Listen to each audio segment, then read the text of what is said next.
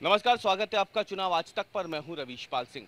मध्य प्रदेश में भारतीय जनता पार्टी, बसपा, सपा और आम आदमी पार्टी ने अब तक अपने प्रत्याशियों के नाम का ऐलान कर दिया है।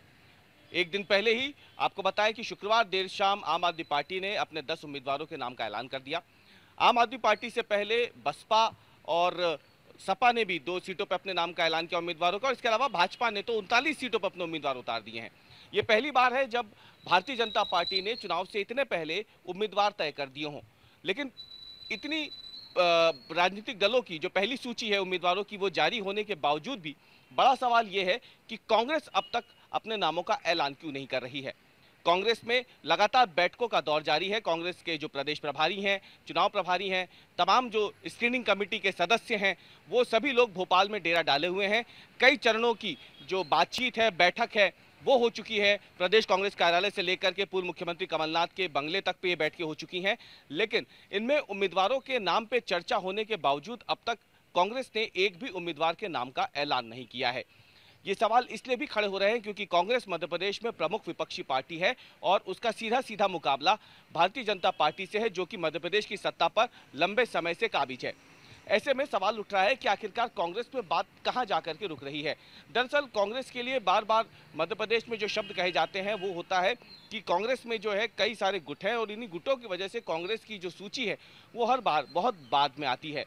भारतीय जनता पार्टी में एक सेंट्रल इलेक्शन कमेटी है और उसके चर्चा के बाद उम्मीदवारों के नाम का ऐलान हो जाता है। लेकिन कांग्रेस में भारतीय जनता पार्टी बार बार ये आरोप लगाती रही है कि क्योंकि यहाँ पे इतने सारे गुट है, हर गुट अपने आदमी के लिए, अपने समर्थकों के लिए जो है वो टिकट की मांग करता है और इसी वजह से कांग्रेस में जो है टिकट की माथापच्ची काफ़ी देर तक चलती है और इसीलिए कांग्रेस की सूची भी देर से आती है।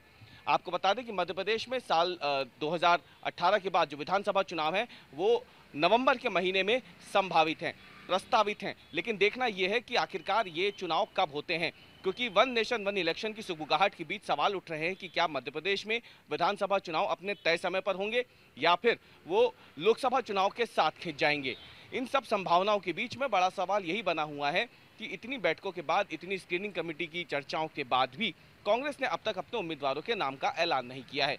सूत्रों के मुताबिक कांग्रेस ने कई चरणों के सर्वे भी कराए हैं। हर विधानसभा सीट पे कांग्रेस के पास कम से कम 4 सर्वे रिपोर्ट्स भी हैं जिसके आधार पे उम्मीदवारों के नाम का ऐलान होना है। लेकिन इतनी कोशिशों के बावजूद, इतने सर्वे के बाद, इतनी रिपोर्ट्स के बावजूद कांग्रेस ने अब तक अपने नामों का ऐलान नहीं किया है।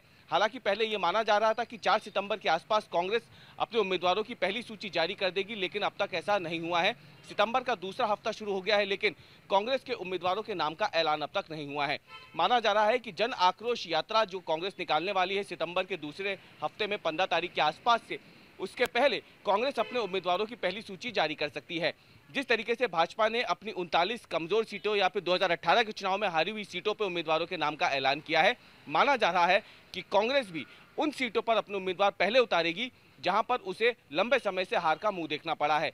मध्य प्रदेश में करीब ऐसी 66 सीटें हैं जो कांग्रेस के लिए काफी ज्यादा खराब स्थिति वाली रही है, जहां पर कांग्रेस को बहुत ज्यादा वोट नहीं मिले हैं। ऐसे में देखना यह है कि क्या इन 66 सीटों पर कांग्रेस भाजपा की ही तरह उम्मीदवार उतार करके उसके जो उसका मूल है, जो उसे एजेंडा है भाजपा का, उसे टक्कर दे पाने में कामयाब होती है या नहीं।